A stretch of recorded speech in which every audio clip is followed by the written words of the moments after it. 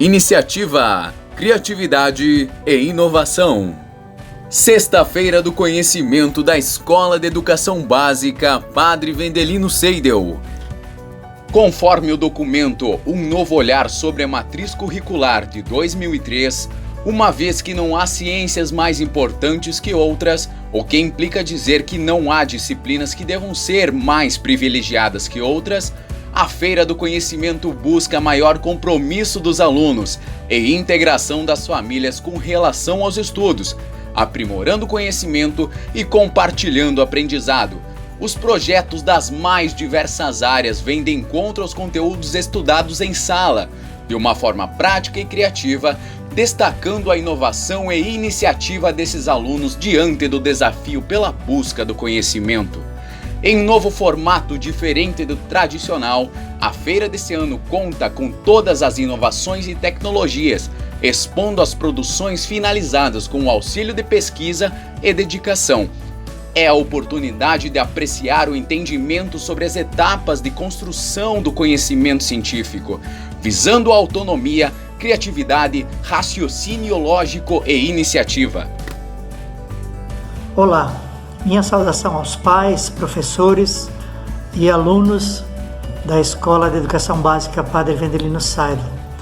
É um momento diferente esse que a gente está passando e a escola sempre seguindo com o propósito de inovar, de fazer diferente, de criar coisas novas, enfim, de oferecer desafios para os seus alunos, lança nesse momento a Feira do Conhecimento. Feira essa que anualmente acontece presencialmente na escola, mas esse ano, em função do momento que estamos vivendo, isso não é possível. Eu quero aqui fazer um registro todo especial aos alunos que se desafiaram a apresentar um projeto nesse novo formato. Nós, enquanto escola, nos sentimos muito orgulhosos de poder contar com esse grupo de alunos que vai estar representando a todos os nossos alunos nessa feira, nesse formato inédito.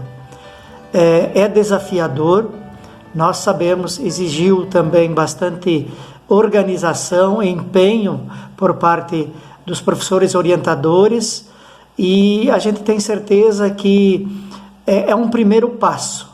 Nós sabemos que nós temos aí pela frente um período ainda sem uma data previsível para retorno, mas buscando essas alternativas nós também damos essa opção e essa condição dos alunos aprender e poder mostrar aquilo que estão fazendo.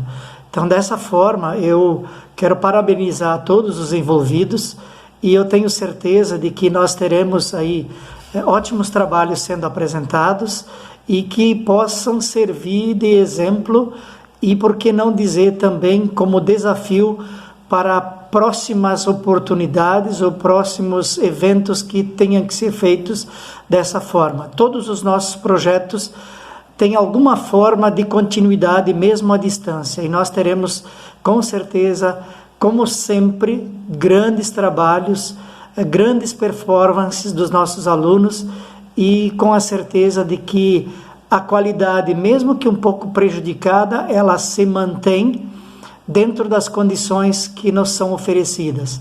Então, sucesso a todos, um bom trabalho aos nossos alunos e que seus objetivos possam ser alcançados. Um abraço a todos.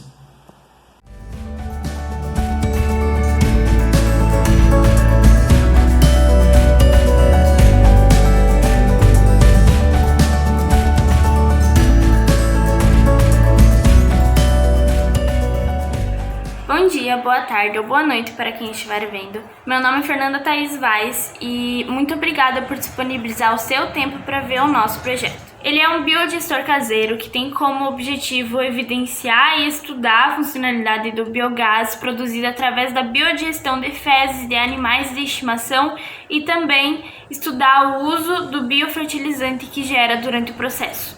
O biogás ele já é muito utilizado nas fazendas e nos interiores, porque ele produz muito e com os suínos eles conseguem produzir muito e eles conseguem durar para uma comunidade inteira. Então a gente resolveu criar ele num modo menor, bem menor, e utilizar nas nossas próprias casas. Para se obter o biogás e ele ser usado nas nossas casas, é preciso que ele passe pela biodigestão. A biodigestão é uma decomposição anaeróbica, e essa decomposição anaeróbica ela se desenvolve em 3 fases distintas: a liquefação, gaseificação e acidulação. Consiste basicamente na decomposição da matéria em ação das bactérias. Os gases mais importantes que compõem o biogás são o metano, de 50% a 70%, e o dióxido de carbono, de 30% a 40%. Portanto, para se obter o biogás, é preciso que misture os dejetos, as fezes do animal de estimação com água, porque assim a reação vai ocorrer melhor. E também, não foi mostrado o nosso biodigestor aqui ainda, mas já antecipando, todo o biogás que for produzido vai ser armazenado numa câmara que vai estar ligada com uma mangueira que você pode conectar no seu fogão, por exemplo. E aí o biogás vai estar pronto para o uso. Bom dia, tarde ou noite a quem estiver nos assistindo. Meu nome é Gabriel Aguilar de Reis. Queríamos que o nosso projeto fosse o mais reciclável possível. Fizemos com a intenção que ele fosse útil, econômico e sustentável. E esse é o nosso biodigestor. Começamos furando aqui e aqui. Esse cano, após que nós fizemos os furos, ele foi colocado a 10 centímetros da base. Logo após cortamos e fizemos esse buraco, e ele vai mais ou menos até aqui para tirarmos o biofertilizante. Também furamos logo após aqui e colocamos essa mangueira, onde ela leva o biogás até essa câmara. Temos também esse que fica sempre bem fechado para que o gás não saia, e colocamos aproximadamente de 10 a 15 quilos de fezes de cachorro. Como nós não tivemos muito tempo para que esse material ele entrasse em decomposição, ainda não temos o biogás aqui dentro. Mas logo após que esse ficar pronto e encher aqui, vamos disponibilizar o nosso biodigestor à escola. Bom dia, boa tarde, boa noite para quem está vendo. Eu sou Cláudia Schiffer, da turma 13. E essa pesquisa foi realizada pelo fato de haver muita gente descartando incorretamente esses dejetos. Ocorre que, descartando ao ar livre, no solo ou até mesmo em aterros sanitários, ocasiona escoamento superficial, acarretando em contaminação do solo e outras destruições da natureza. Além do mais, esses dejetos animais são muito encontrados nas ruas e nos parques, podendo transmitir doenças.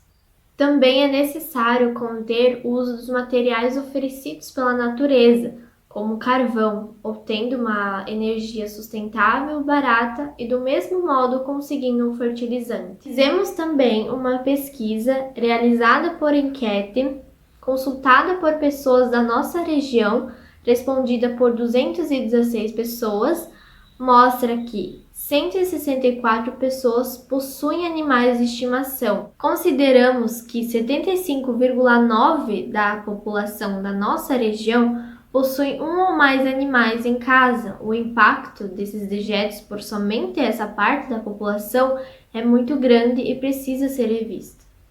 O nosso projeto pode ser ampliado em fazendas com dejetos de animais maiores.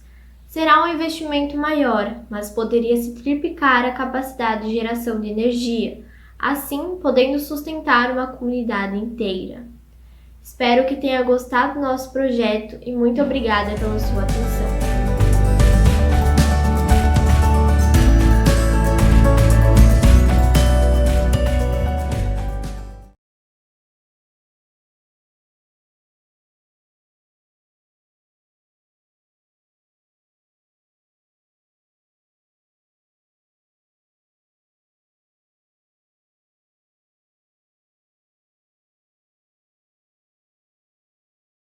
A yoga deriva da palavra em sânscrito yoga, que significa unir ou integrar. Sua característica primordial baseia-se no tripé da interligação entre o corpo, alma e mente. A yoga pode ser considerada uma ferramenta eficaz na formação do educando, pois as constantes mudanças, conflitos pessoais, profissionais, causam aspectos negativos no psicológico do ser humano, causando sensações de ansiedade, picos de estresse e depressões, que interferem diretamente na aprendizagem e qualidade de vida.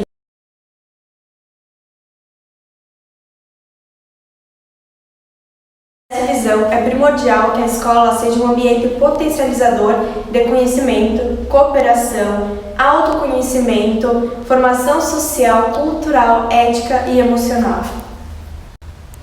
Esta unidade didática tem a intenção de implantar e analisar a prática da yoga nas escolas, como mais uma ferramenta para complementar e enriquecer a busca pelo desenvolvimento humano, pois trabalha de forma integral nas suas múltiplas dimensões, física, mental, energética e social.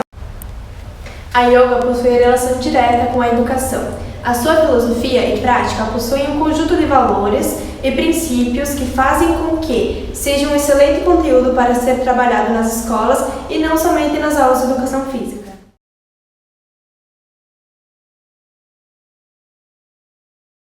Implantar uma prática pedagógica na escola que promova muitos benefícios, tais como o autoconhecimento, a autoconfiança, a eliminar a timidez, a agressividade e a excitação excessiva.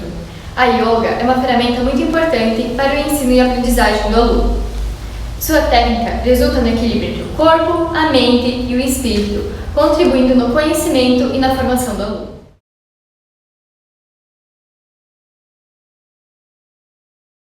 Estimular o aluno a ter um bom equilíbrio, conseguir controlar suas emoções e sentimentos, estabelecer a autoconfiança, eliminar a timidez e proporcionar o autoconhecimento.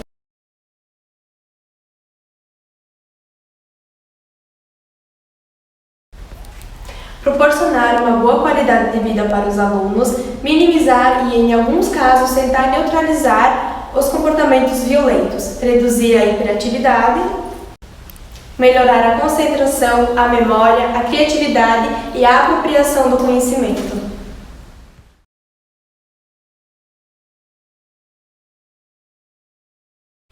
Hoje em dia, é difícil ter uma vida equilibrada em uma era tão conturbada. Os alunos estão expostos o tempo todo ao universo de informações, influenciados pelo modo consumista da nossa sociedade. Ademais, na nossa escola, há diversos níveis de ensino, alunos com posturas, personalidades e valores, porém de realidades de vida diferentes. Vale ressaltar que cada aluno sente, enxerga e assimila de uma forma única, gerando muitas vezes angústias, medos, ansiedades e pensamentos negativos, interferindo na apropriação do conhecimento. Dessa forma, o presente projeto Yoga na Escola se justifica pela necessidade de trazer para os alunos recursos de harmonização, autoconfiança, autocontrole e fortalecimento interior, para que possam desenvolver melhor suas habilidades.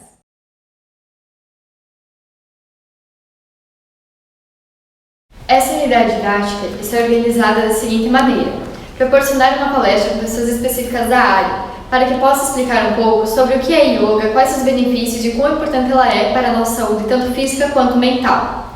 Iremos aplicar essa prática nos dias de inovador, segundas, terças e quintas-feiras, no período do meio-dia, das 12h15 às 12h45.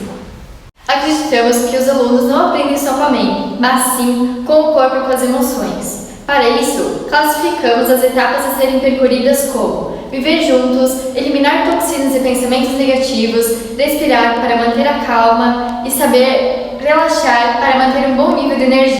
E é baseado nessas etapas que os exercícios de yoga serão implantados em sala de aula, para que a aprendizagem seja produtiva.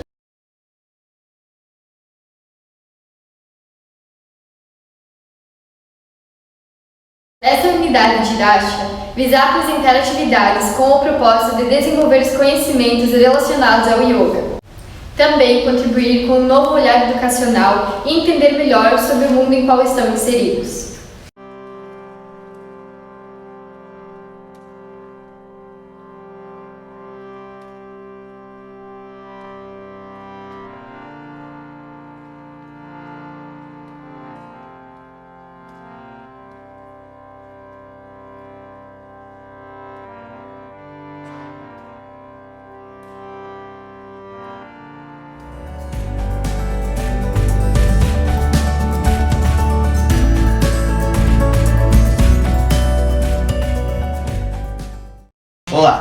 alunos da turma 13 e viemos apresentar o projeto Moradia Sustentável. Meu nome é Pedro. Meu nome é Cauê. Meu nome é Emerson. Meu nome é Tyler. O nosso projeto quer passar a ideia da importância de obter uma casa sustentável. A vantagem principal é o fim a si mesmo, causar menos impacto no meio ambiente, então permitindo às gerações futuras usufruir de seus recursos e ter uma melhor convivência com o planeta. Entretanto, esse está longe de ser o único benefício, como por exemplo o corte dos gastos, que antes você tinha. Mas o que é uma casa sustentável? As casas sustentáveis são aquelas projetadas e construídas de maneira a respeitar o meio ambiente, seguindo os princípios da sustentabilidade ambiental e garantindo o bem-estar dos moradores. Como tornar sua casa sustentável? Uma das mais populares são as placas solares. Placa solar fotovoltaica, também conhecida por placa de luz solar, é uma placa que capta energia solar para converter a luz do sol em energia elétrica. As placas fotovoltaicas são compostas por diversas células solares fotovoltaicas fabricadas em silícios ou outros materiais semicondutor. Placa solar tem a função de coletar fótons de luz solar, convertê-los em correntes elétricas. Assim, as placas solares podem ser utilizadas em residências, comércios, indústrias e até mesmo em usinas fotovoltaicas. A energia solar é uma ótima ideia para muitas pessoas, não só para reduzir a conta de luz, mas também para valorizar a sua casa ou empresa, além de reduzir a sua pegada de carbono, utilizando uma fonte de energia alternativa limpa e renovável. Placa solar, o preço na placa de energia de 330 watts é aproximadamente 849 no varejo. Os módulos fotovoltaicos mais utilizados para empresas de 320 a 340, eles custam entre 750 e 900, ou seja, o valor varia entre 2,5 a 2,80 por watt. Bom, a captação da água da chuva, como funciona? Funciona que ao descer, a água desce pelo cano onde se deposita na caixa de água. Dali ela pode ser utilizada na casa para chuveiros, lavar os jardins, carros ou até mesmo para a horta. A água da chuva não é potável, então ela não é boa para o consumo humano, a não ser que for tratada. É também de extrema importância ter sempre as hortas para poder plantar os alimentos. E também existe um telhado especial, que vem ganhando fama no decorrer do tempo, chamado de telhado verde. O telhado verde é constituído basicamente de 7 camadas diferentes para compor sua estrutura. Cada fase possui uma função e resulta na sinergia de captação da água da chuva e do calor do sol no sistema como um todo, mantendo assim a vida da terra e das plantas. Ele tem como suas vantagens: drenagem. A vegetação do telhado verde auxilia na drenagem da água da chuva, reduzindo assim a necessidade de escoamento de águas e de sistema de esgoto. Isolamento acústico e térmico. A vegetação também é capaz de reduzir ruídos urbanos e diminuir a temperatura local do ambiente. Esse benefício, além de manter o local mais agradável, ainda economiza energia, pois diminui o uso de climatizadores e ar-condicionado. Ação sustentável. Essa ação contribui para a sociedade, uma vez que leva a vegetação para ambientes urbanos, trazendo inúmeras melhorias para o nosso dia a dia. Uma das maneiras que todos devem saber que é sobre a reciclagem do lixo. As mais importantes funções da reciclagem correta são a economia e a prevenção. Seu processo ajuda a diminuir o desperdício de energia e água, a contaminação do solo e lençóis freáticos, além de ajudar a proteger os recursos minerais importantes para a manutenção do ecossistema e vida humana. Energia eólica. A energia eólica diz respeito à transformação da energia do vento em energia útil. É uma forma de obter energia de forma renovável e limpa, uma vez que não produz poluentes. Os próprios moinhos trabalhavam graças à força do vento. Bombear água, moer grãos para obter farinha eram conseguidos graças à energia do vento. A energia do vento é transformada em energia elétrica através de um equipamento chamado turbina eólica, ou aerogerador, os quais incluem hélices que se movimentam com a velocidade do vento. No entanto, essa não chega a ser tão prática assim, pois é algo grande e precisa de um lugar que seja alto e tenha bastante vento, então são utilizadas geralmente apenas por empresas. O custo para se ter uma casa sustentável pode ser um pouco elevado no início, pois requer várias instalações e muitas vezes são um pouco caras, mas investir nisso é garantir um futuro melhor, pois isso se paga com o passar dos anos, na praticidade e economia futura.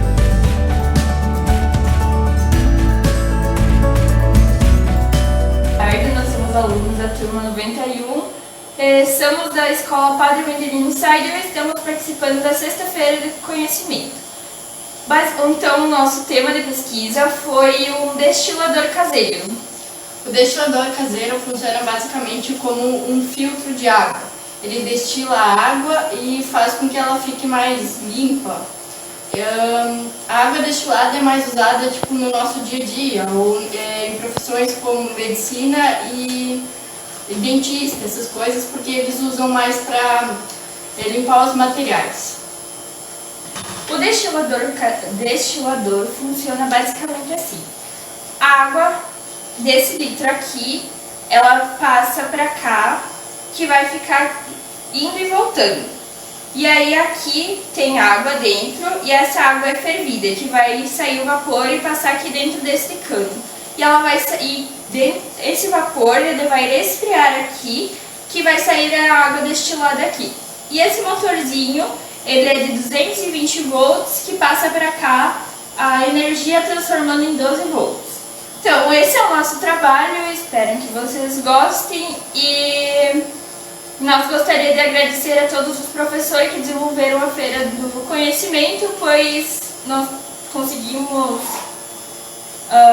ter muito mais aprendizado sobre a água, como funciona as coisas e absorvemos muito conhecimento.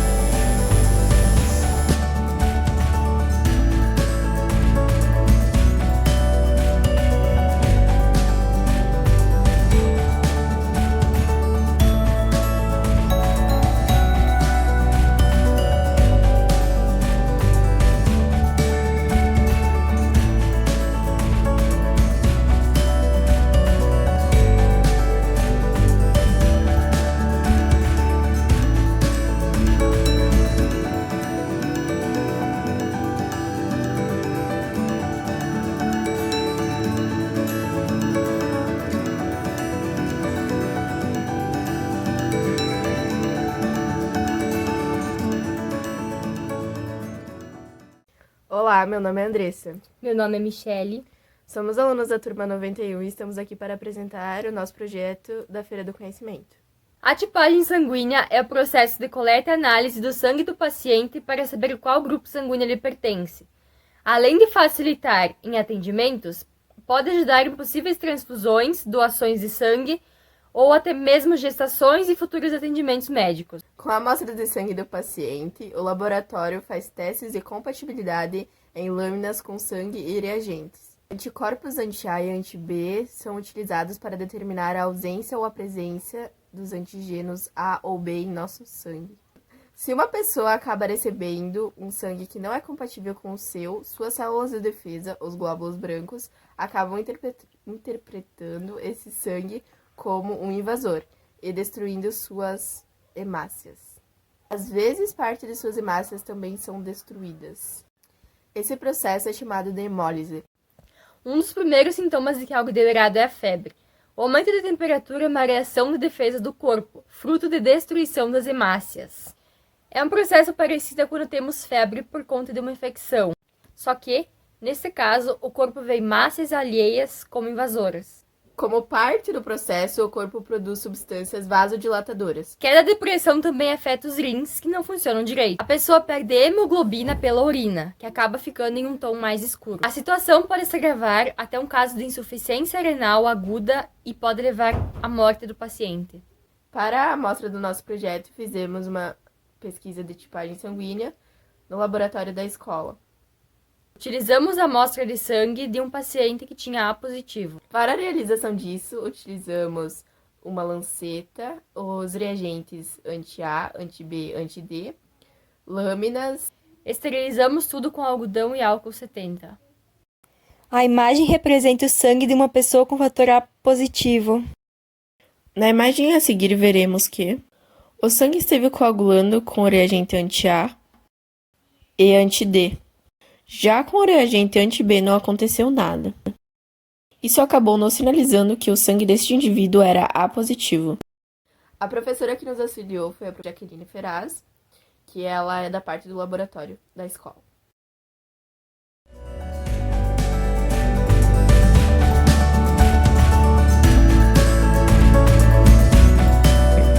Olá, meu nome é Bianca e juntamente com as minhas colegas Stephanie, Maria Clara e Letícia, iremos apresentar nosso projeto da Feira do Conhecimento 2020. Somos da Escola Estadual Padre Vendelino Seidel de Porão do Oeste, Santa Catarina, da turma 13 do primeiro ano do Ensino Médio Inovador. E o nome do nosso projeto é Organic. Esse projeto consiste em uma lixeira orgânica que facilitará a vida das pessoas que a utilizarem, e além de ajudar o meio ambiente. Ela tem como objetivo reduzir o lixo orgânico que vão para os lixões, transformando em adubo que pode ser utilizado em hortas, jardins, pomares, entre outros. Os materiais utilizados foram uma lixeira, pedaços de PVC, um liquidificador para simbolizar o triturador, a qual não tivemos, então tivemos que adaptar, cola quente e 2 potes de plástico. Inicialmente montamos a gaveta com PVC e cola quente. Depois cortamos esta parte fora para encaixar a gaveta. Dentro dela fizemos suportes para colocar a parte de baixo do liquidificador, onde não tínhamos um triturador, então adaptamos. Em cima disso, fizemos 2 partes com PVC e colocamos uma parte de um pote de plástico para que, quando jogado aqui o lixo, ele não se espalhe dentro da lixeira. E depois disso, aqui possui um corte para que o lixo caia diretamente na gaveta.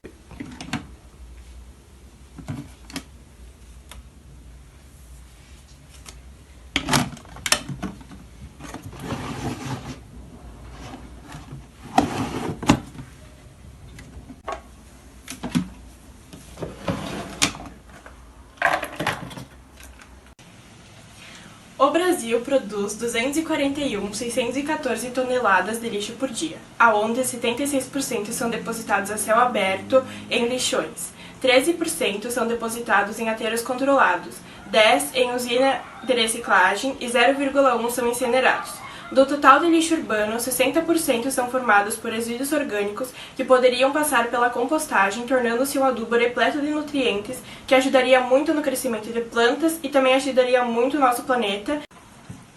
Nosso projeto tem como objetivo levar a praticidade a todos aqueles que forem adquirir nosso produto e também tem como objetivo ajudar a natureza. Para isso funcionar, vamos fazer tudo do melhor jeito e com segurança, pois, como ele vai possuir um motor que vai fazer o triturador funcionar, precisamos fazer isso com segurança para que quem adquirir possa levar a lixeira sem nenhum dano na parte elétrica. Nosso projeto deseja alcançar todas as pessoas que gostam de produzir seu adubo. À primeira vista, muitas pessoas não se interessam tanto pela compostagem, mas basta que os benefícios sejam explicados para que o conceito seja repensado. Pois então, mostraremos alguns dos benefícios desta prática. Reduz cerca de 50% do lixo gerado pelas residências. Já no caso das empresas, o índice vai variar de acordo com sua atividade desenvolvida. Alivia a demanda por aterros sanitários, que atualmente se encontram sobrecarregados. Reduz não só a emissão de poluentes, como também o uso de energia no transporte de lixo. Evita a contaminação do solo, dos lençóis freáticos e da atmosfera. Você produzirá fertilizantes de forma natural e gratuita. Ao vê-lo trabalhando com a compostagem, certamente seus vizinhos e amigos também se interessarão.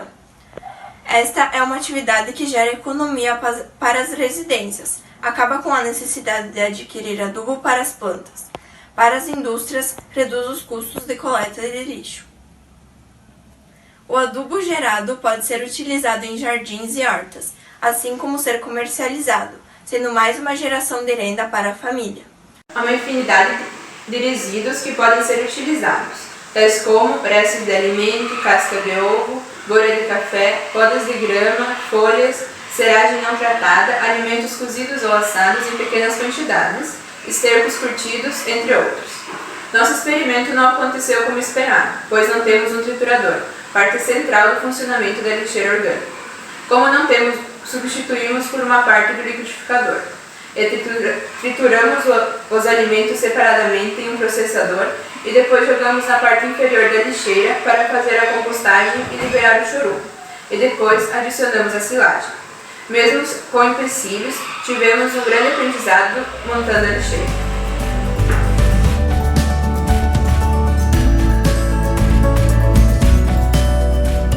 Olá, eu me chamo Thaís e junto com os meus 2 colegas iremos apresentar o nosso projeto para a Feira do Conhecimento. Como a situação dessa pandemia, todos estamos em casa, eu irei apresentar do luxo do meu lar. O próximo a apresentar é o Eduardo. Também aqui em frente algumas bandeiras. Vamos começar. Olha, eu vou fazer uma perguntinha para Thaís. Ô Thaís, eu acabei de me esquecer de um pequeno detalhe. O que nós vamos usar? Quais que são os materiais que nós vamos usar para fazer o jardim filtrante? Bom, você vai precisar de 2 lonas 6x12 para fazer o fundo, as mesmas das esterqueiras. Vai precisar de brita, areia e pedras para o preenchimento, plantas aquáticas e uma caixa de gordura. No caso aqui serão usados 2 metros quadrados por pessoas que morarem na residência onde será construída. A Thaís e o Moira já explicaram o que nós vamos precisar e agora vamos começar a construir o projeto. No caso aqui no quadro ele já está construído, né? Então nós só vamos explicar o para que é usado.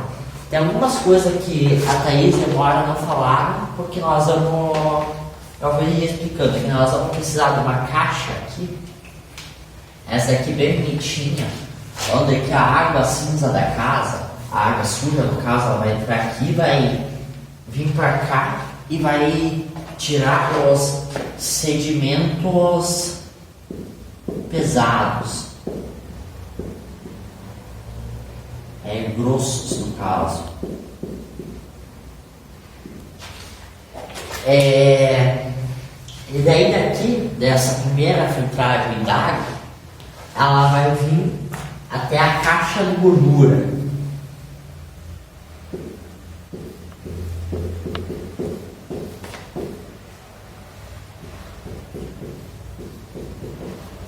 Que no caso, essa caixa de gordura vai fazer um papel de filtragem também.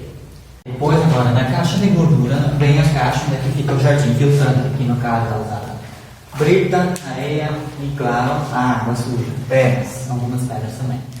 Depois aqui dessa parte de filtração, vem aqui onde aqui no caso ficará o cloro. Pessoal, aqui eu desenhei por cima esse vermelho, por cima dessa preta, Eduardo falou que era uma caixa. Porém não é uma caixa normal, é apenas uma lona grossa, tipo aquelas lonas de esterqueira. A flecha não é pra lá, é pra cá. Uma lona, aquelas esterqueiras que se encontra nas roças no interior, bastante no chiqueirão. Vou botar aqui outra coisa, não reparem a letra e os erros de português. Esses são por minha conta. Enfim, aqui e dentro aqui também a brita normal. Aqui por baixo, de preferência, como aqui nós temos um desenho, e no desenho nós não conseguimos desenhar tudo, fazer ela maior por causa do espaço, para caber tudo dentro da filmagem de uma vez só. Então, se quiser botar aqui uma fileira de pedra, algo mais grosso para não entupir esse cano que vai sair a água, aqui a areia e brita normal e plantas de preferência aquáticas. Pessoal, se vocês entenderam como funciona, escreva lá embaixo nos comentários. Bom, você vai precisar de 2 lonas 6x12 para fazer o fundo, as mesmas das esterqueiras. Vai precisar de brita, areia e pedras para o preenchimento, plantas aquáticas e uma caixa de gordura.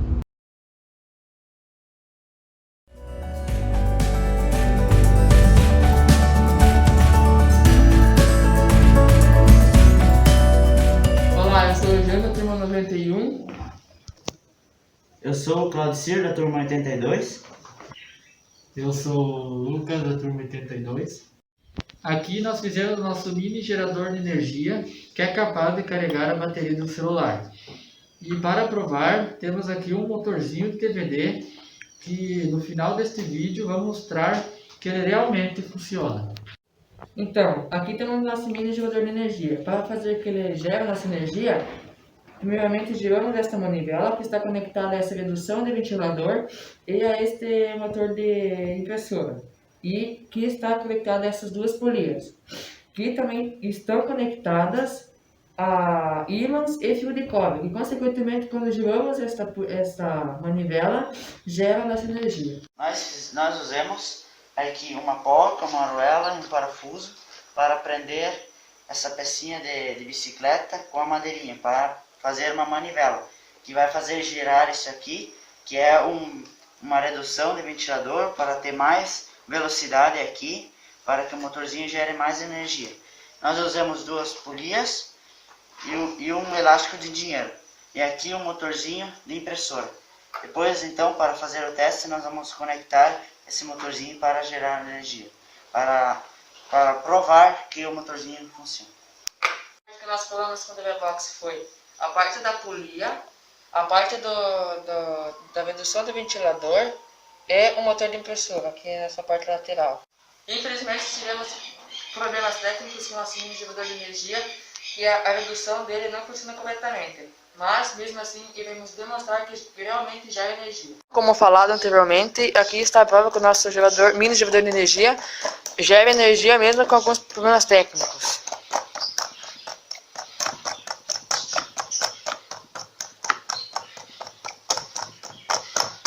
Então seria isso, espero que tenham gostado do nosso projeto.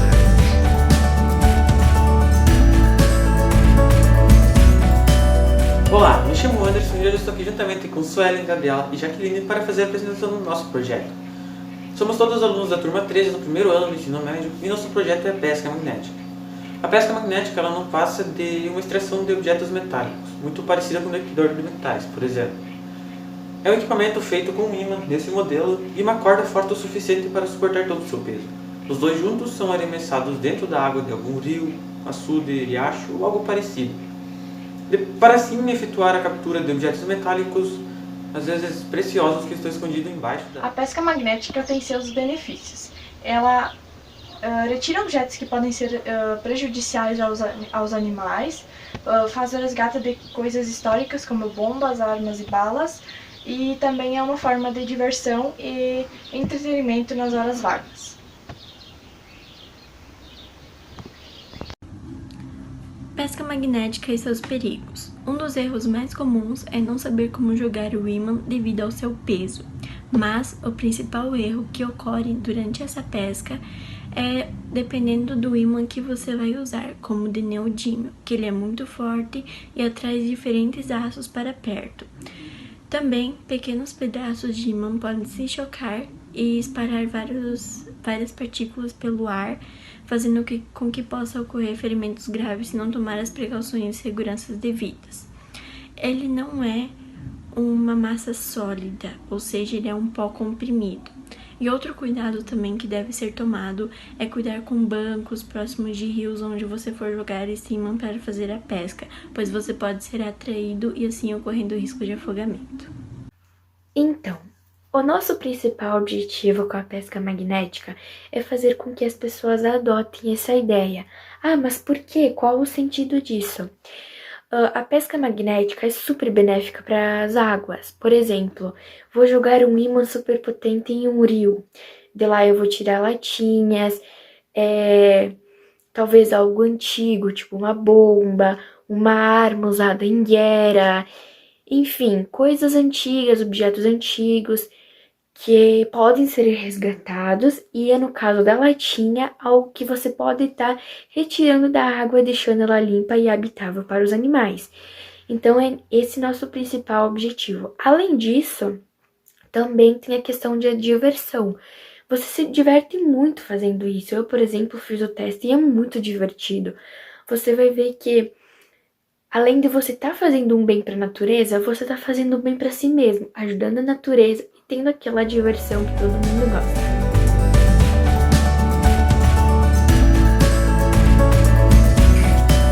Feira do Conhecimento, Turma 11.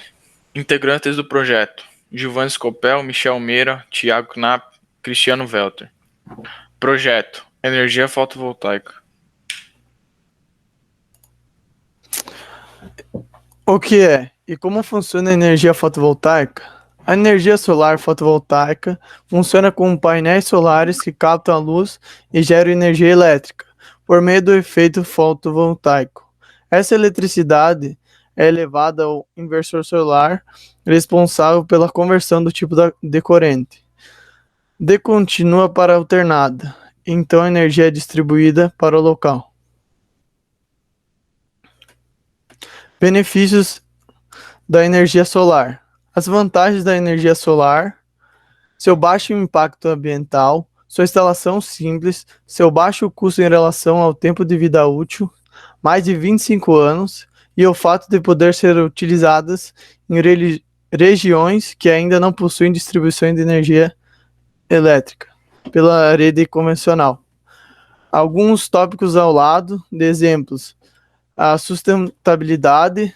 Além de economizar, você contribui para a preservação do meio ambiente e do planeta. Baixo custo de manutenção, não requer recursos operacionais. Tem mais de 25 anos de vida útil. Valoriza mais de 10% o seu imóvel. Não tem um adicional de tarifas e reduz o valor da conta da tarifa à tarifa mínima.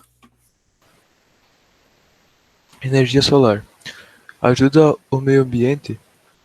Hoje o sol é uma fonte infinita de energia, ou seja, é uma forma de se obter eletricidade sem esgotar as fontes naturais. Além disso, a geração de energia solar não provoca poluição e não provoca nenhum dano ao meio ambiente, tornando o sol uma fonte de energia pura, renovável e sustentável. Sendo isso, essa é uma fonte de energia gratuita, que apenas possui gastos de instalação. Principais vantagens: custo-benefício. Os únicos gastos são a instalação e a manutenção, que é menos frequente em comparação às outras fontes de energia. A energia solar possui baixo impacto ambiental. Necessita de um pouco espaço para instalação, se tornando acessível a qualquer construção. É instalado de forma simples, alcançando locais remotos de uma forma simples e fácil, sem precisar de grandes alterações e obras demoradas. Pode ser utilizada como fonte de eletricidade para toda a casa, além de fonte de aquecimento para a água. Não faz barulho, nem cheiro, sendo imperceptível aos usuários. É uma fonte de energia pura, infinita, renovável, ilimitada e sustentável. Desenvolvimento de energia solar em Santa Catarina. O grande otimismo do setor de energia solar no Brasil é percebido também em Santa Catarina. O estado se destaca no cenário nacional pelo pioneirismo em utilizar tecnologia fotovoltaica para a produção de eletricidade.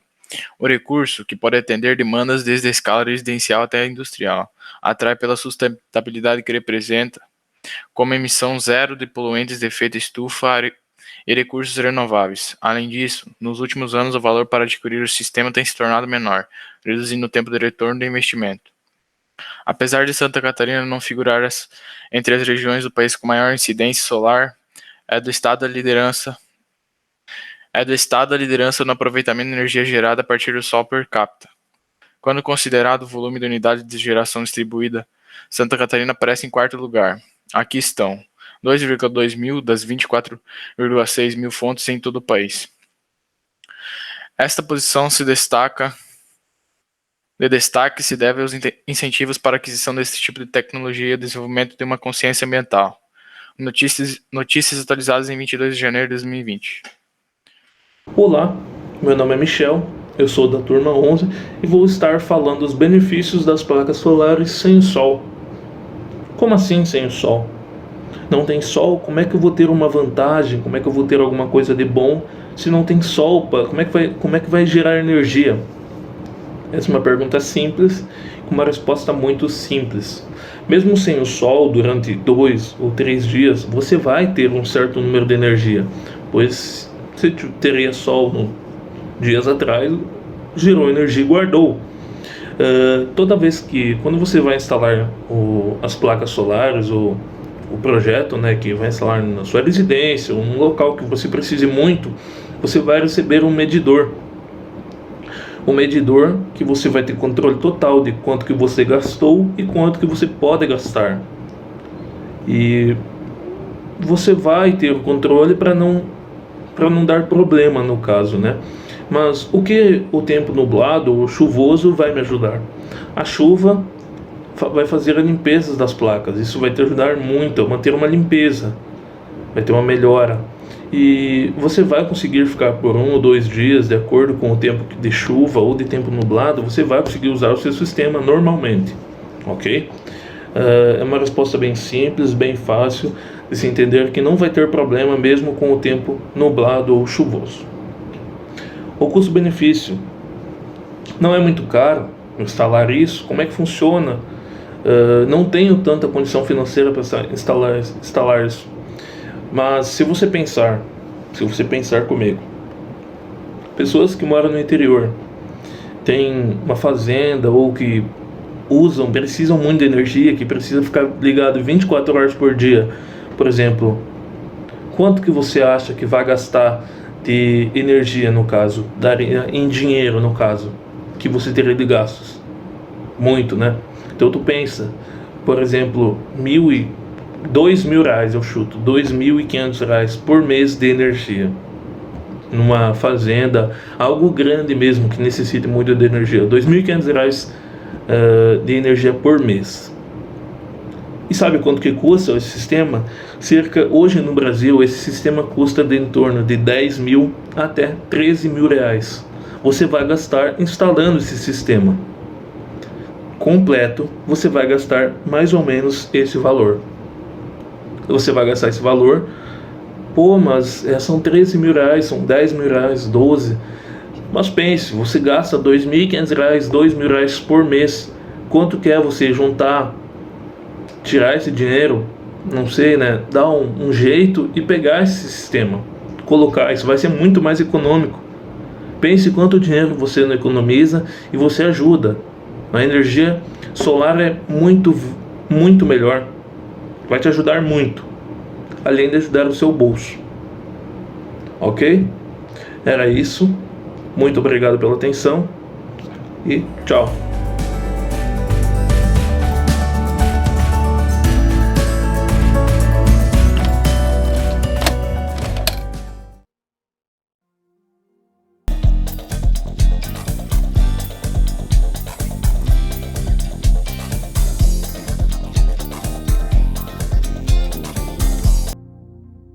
Boa tarde, nós somos da turma 12 e eu sou a Clara. Eu sou a Patrícia, cameraman. Eu sou o Vitor. E eu a Vitória. Bom, o nosso projeto é uma máquina de choques.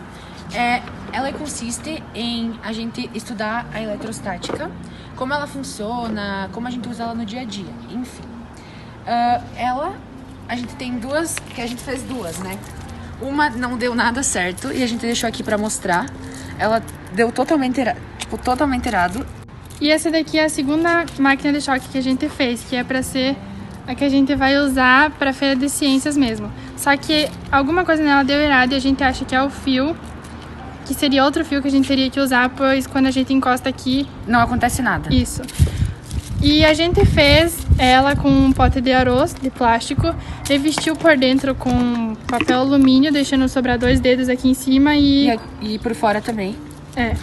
E daí a gente pegou um pedaço de arame e furou a bolinha. Uma bolinha de ping-pong. Revestimos ela também com papel alumínio. Aí a gente conectou o fio de cobre com o arame da bolinha de ping-pong e botou mais um aqui fora, que é para ser o que gera energia da estática. Isso. A gente pode gerar essa energia com um balão esfregando na cabeça. Também podemos gerar com um pedaço de cano de PVC e com lã. E também com uma TV de tubo passando essa parte aqui, gerando energia e colocando o fio e realizando a corrente elétrica. Esse é o projeto que a gente pretende continuar aprofundando e fazer ele funcionar para apresentar na Feira de Ciências. Muito obrigada.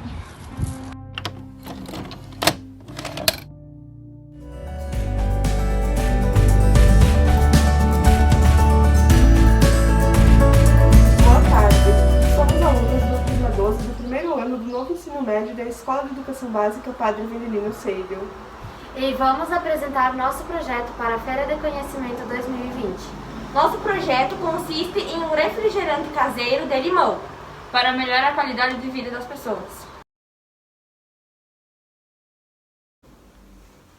Meu nome é Jennifer Thaís Schneider e vou falar um pouquinho do resumo do projeto.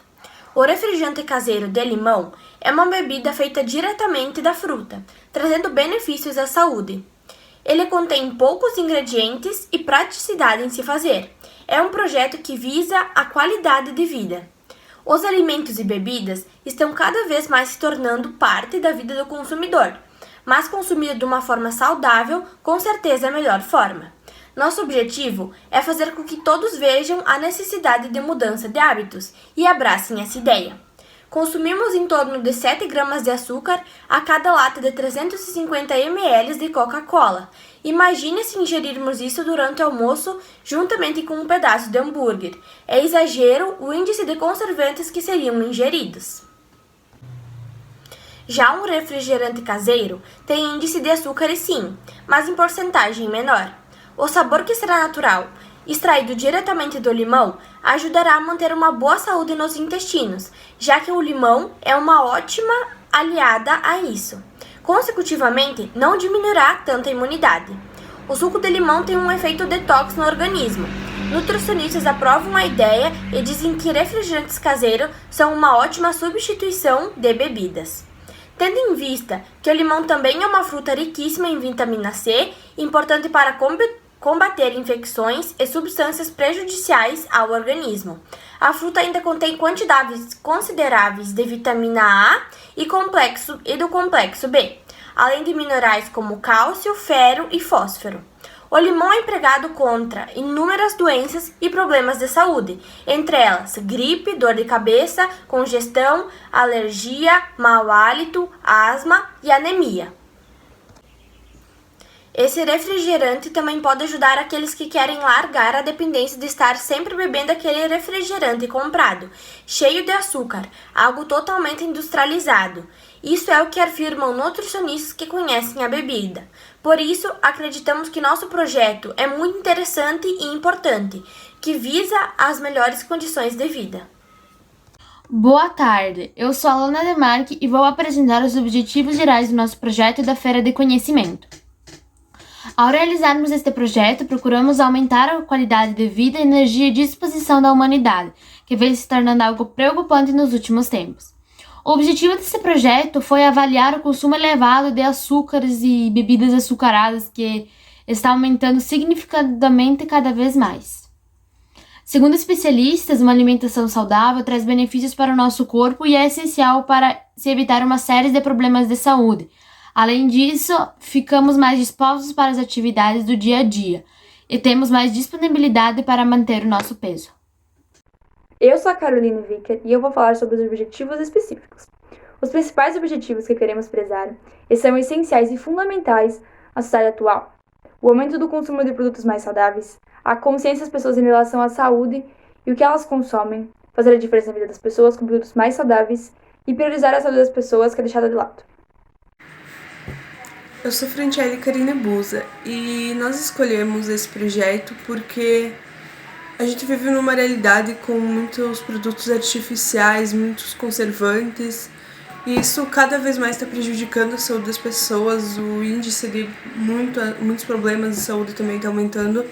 Por isso a gente resolveu criar algo que preservaria a saúde das pessoas e não deixaria o sabor de lado. Então a pessoa iria estar bebendo algo saudável, mas gostoso. Por isso criamos o refrigerante caseiro de limão.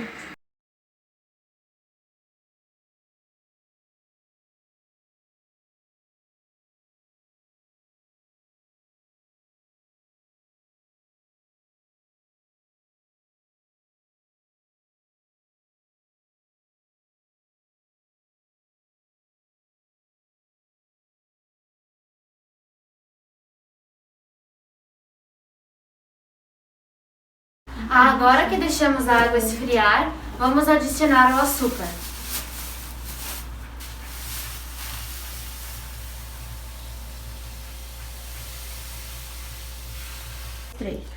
A quantidade de açúcar adicionada com a água foi equivalente a 1 kg de açúcar.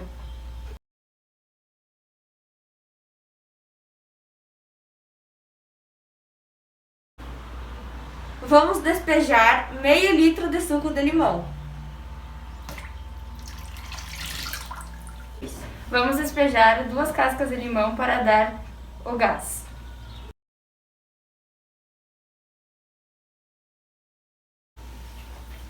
Após juntar todos os ingredientes, deixamos o refrigerante parado durante 24 horas. Depois disso, enlitramos e esse foi o resultado após 8 dias dentro de um litrão.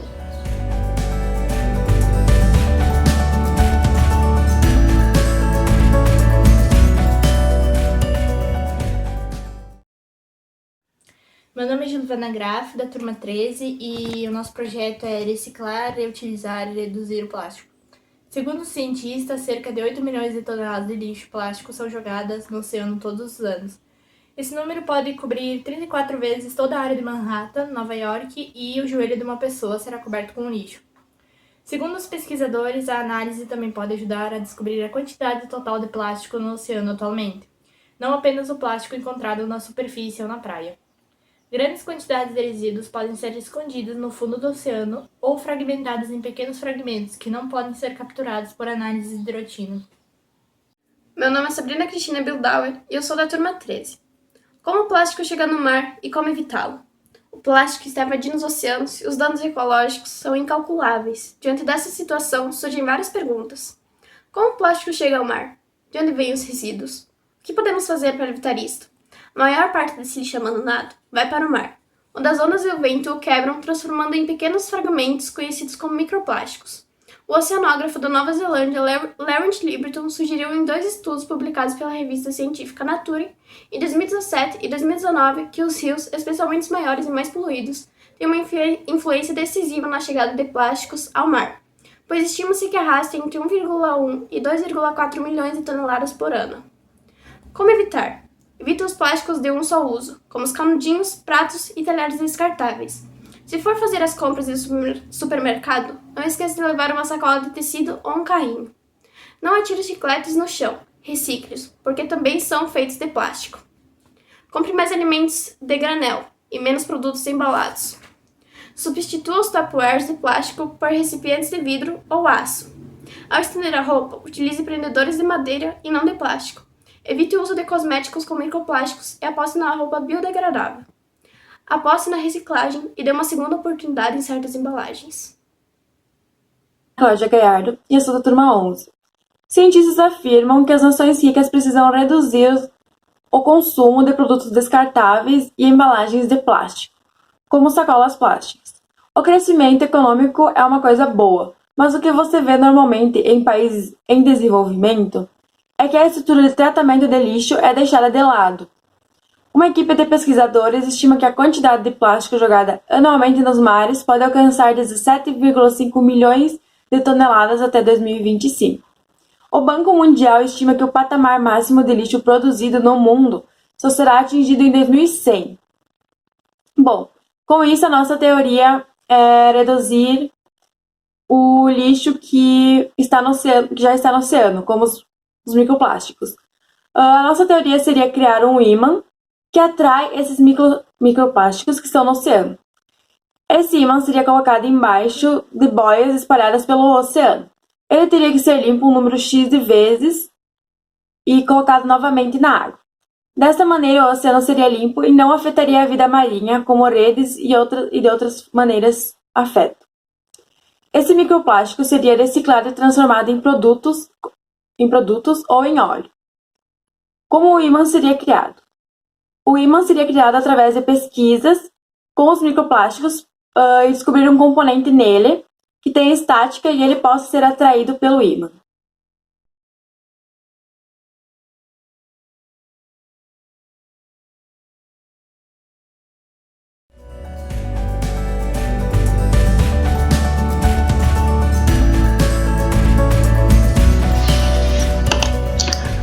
Olá, eu sou Juliana Ziller.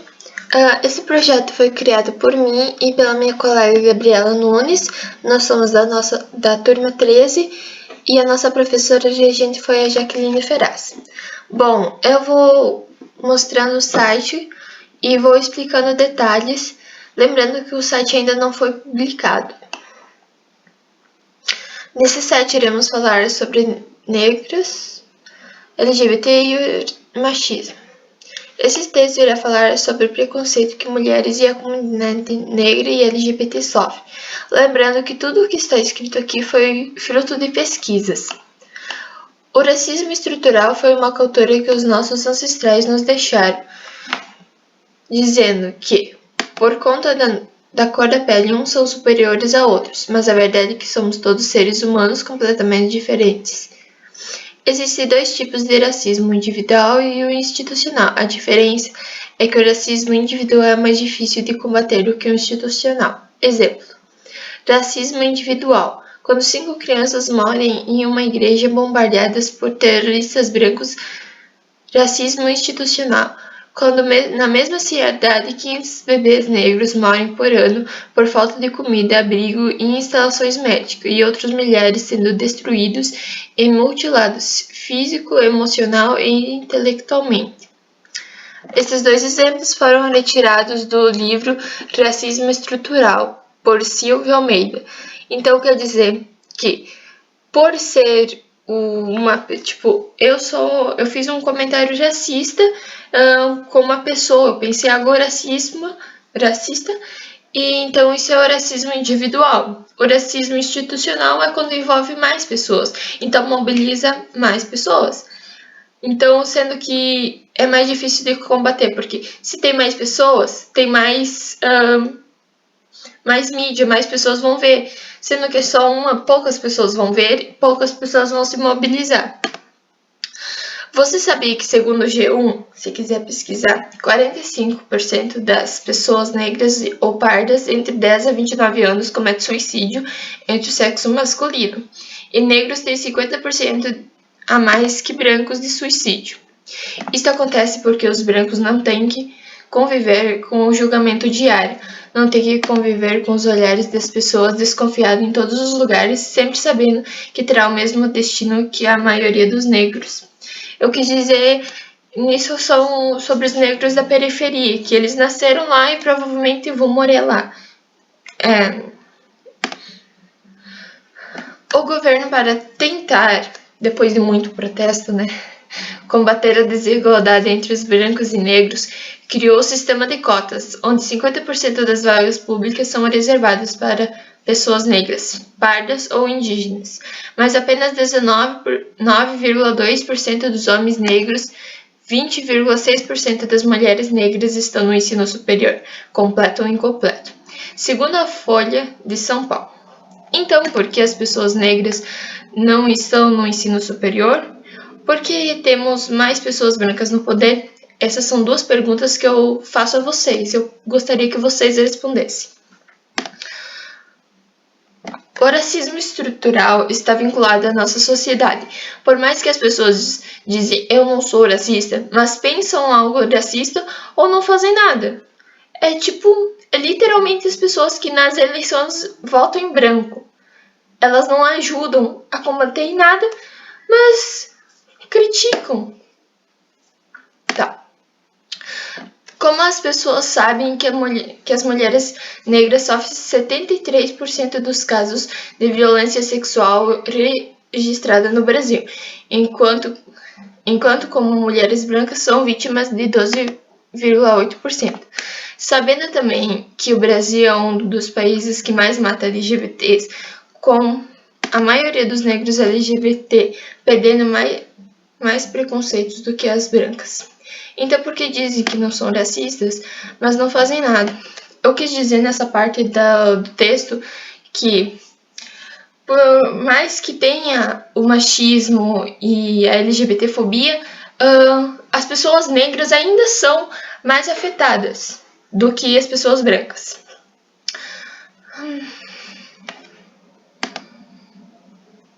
A LGBTfobia foi considerada crime em junho de 2019. O Supremo Tribunal Federal criou a favor da criminalização da LGBTfobia.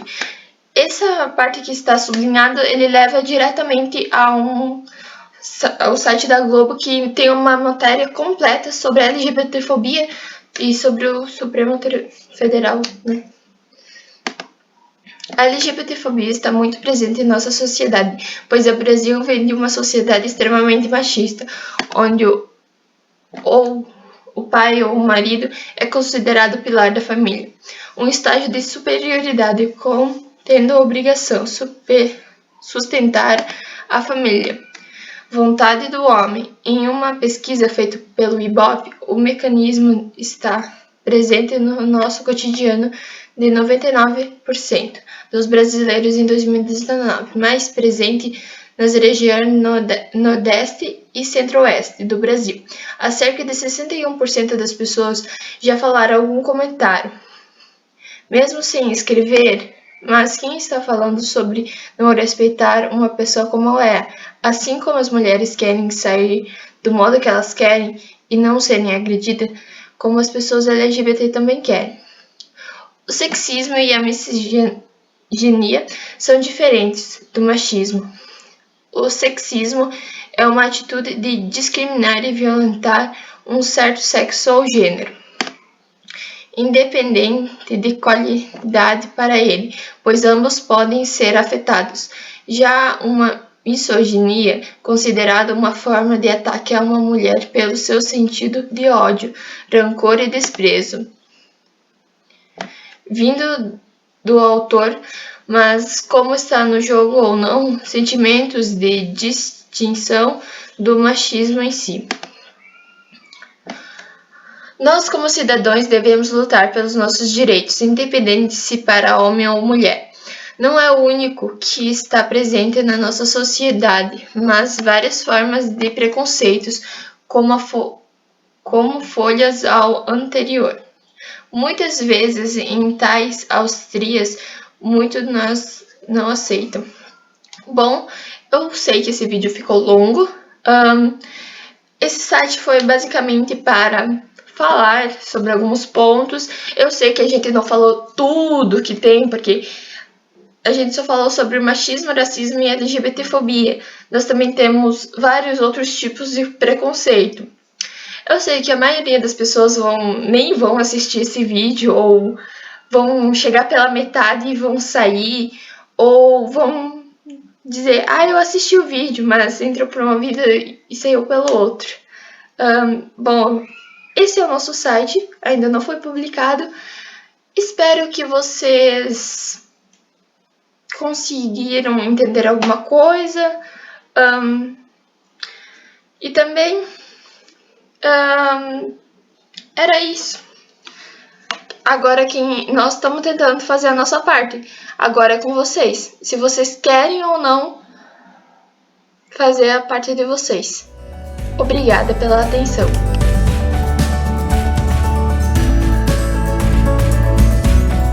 Cronograma. Escolha do tema: fevereiro. Levantamento teórico em abril. Elaboração do projeto também em abril. Coleta de evidências em maio. Revisão do projeto em julho. Entrega do projeto em julho e dia da feira em agosto. Olá, meu nome é Guilherme Colli e eu falarei sobre os objetivos gerais do nosso projeto. Então, inicialmente a água seria coletada pelo telhado da residência e conduzida pela calha até o primeiro filtro, que retiraria todas as matérias orgânicas da água, por exemplo, folhas e galhos. Depois desse filtro, a água vai para o cano de coleta, onde que a água de todas as residências se juntaria.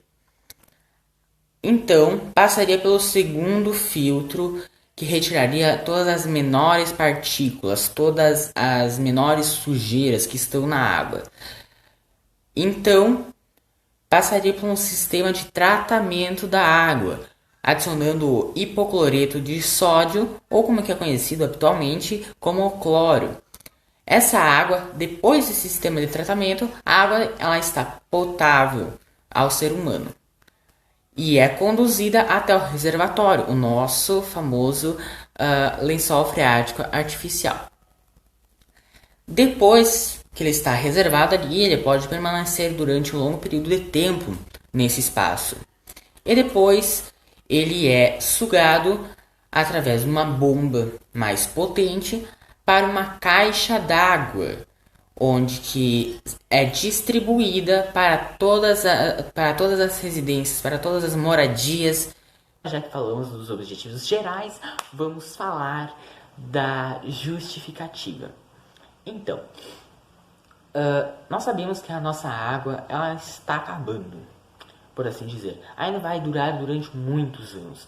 Mas por que não preservar a água agora? Não é mesmo? Então, a água da chuva, que nem foi demonstrado nesse projeto, ela pode ser tratada e consumida pelo ser humano. Então, assim diminuindo o consumo da água dos lençóis freáticos naturais e assim consumindo a água dos lençóis freáticos artificiais, porque seriam águas limpas, águas puras que a gente consumiria.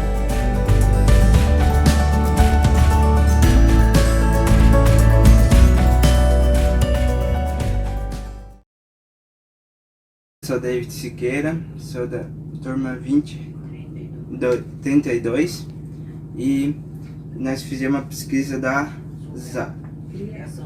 aves. Eu sou Wesley Benin, sou da turma 31 e fiz um trabalho sobre aves. O pintinho nasce, tem um dia, ele tem água e comida, daí ele cresce, tem 45 dias, daí ele tem é carregado aviário, ele é transportado, cortado e limpo, daí é separado e vendido. Meu nome é Ana Paula Zano, aluna da turma 32. Vou falar hoje sobre a criação das aves. Antes da chegada dos pintinhos é necessário com cama maravadas, estabelecidas em local bem iluminado. No início, a área do alojamento deve ser menor. Assim que as aves vão crescendo, o espaço deve ser aumentado. Na hora do carregamento e transporte, deve ser cuidado especial. O caminhão deve chegar próximo ao aviário. E de preferência no período noturno. No abatedouro, as aves passam por vários processos de limpeza. Até as esteiras de corte, onde são preparadas para a utilização. Do frango é produzido vários tipos de pratos, como frango inteiro, filé de frango, filé, coxa sobre coxa, coxilha, miudezas e outros. Ainda tem muito desses produtos são importados. Essa é a nossa apresentação sobre criação de aves. Muito obrigada a todos.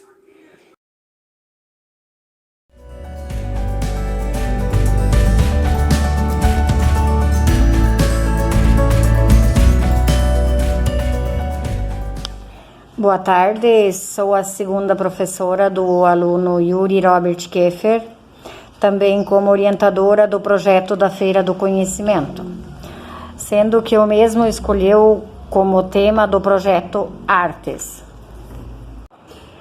Meu nome é Yuri Robert Keffer, eu sou aluno da turma 11 do Novo Ensino Médio, orientadora Roselei Schneider, projeto Arte. Arte romana.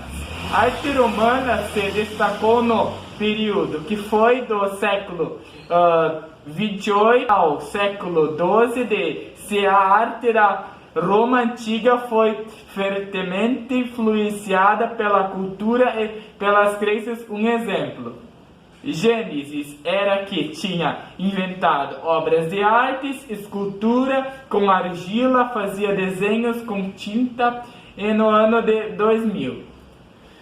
Van Gogh é considerado um dos principais representantes da pintura mundial. Nasceu na Holanda no dia 30 de março de 1853. Veio uma irmã e um irmão chamado Theo. Com esse irmão estabeleceu uma forte relação de amizade. Danças folclóricas. No Brasil, o folclore brasileiro possui muitas danças que representam as tradições e as culturas de determinada região. No país, as danças folclóricas surgiram da fusão das culturas europeia, indígena e africana. Elas são celebradas em festas populares caracterizadas por músicas figurinosas e cenário representativo. Muito obrigado pela atenção. Venha numa próxima. Com a deficiência auditiva no ensino regular. Conceituar, caracterizar a deficiência auditiva. Identificar quais fatores que proporcionam a inclusão e a deficiência auditiva. Elencar algumas estratégias de ensino para melhorar o processo de ensino-aprendizagem da educando. Deve-se trabalhar com imagem, interagir de forma lúdica, criativa, através de língua de sinais. A surdez também é chamada de deficiência auditiva. Pode ser cognitiva, adquirida. A surdez é congênita, aquela causada durante a gestação, ou horas, dias após o nascimento. Poderá ser hereditária ou não. A doença da mãe durante a gravidez, com sífilis, sarampo e rubéola, complicações no parto, como nascimento prematuro e falta de oxigênio, a exposição da mãe à radiação, além de certos medicamentos que a mãe tenha usado, pode ser causar deficiência auditiva no bebê. Como lidar com a deficiência auditiva na escola? A inclusão dos alunos da surdez deve acontecer desde que a educação infantil até a educação superior, garantido desde cedo. Utilizar os recursos que necessita superar no processo educacional. Usufruir de seus direitos escolares, exercendo sua cidadania de acordo com as principais funções constitucionais do nosso país.